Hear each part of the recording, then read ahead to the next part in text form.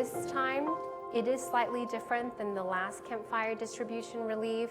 In light of COVID, the pandemic, there's a lot more procedures and policies that have to set up with social distancing. It feels more organized.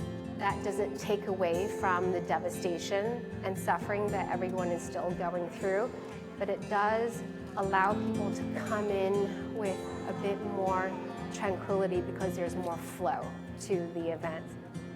She had a AVM in her brain. A hemorrhagic stroke. Yeah. And I was completely paralyzed and I couldn't talk. I just redid the whole house with the ramps. This is all we have, and we just paid it off, and we're struggling to come back, you know.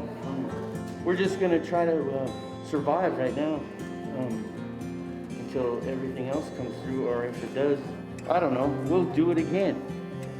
When we're next to them, we start to connect to their emotion, and their suffering becomes our pain. You know, their longing becomes our hope, helping me remember that we're all connected. And through their suffering, I'm feeling super grateful for all the things that I have.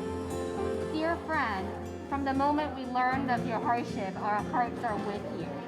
We want you to know that you're not alone. We're all brothers and sisters living under the same sky. We've been through this before with the campfire, so amazingly we have to go through it again. It's just part of God's plan. But we're doing okay. But we won't live in the forest again. We're just gonna try to look for housing and go from there and get a roof over our head and try to rebuild our life. So we don't really know what we're doing tomorrow or the next day. We're just trying to take one day at a time. 眼看着各地的林火燎原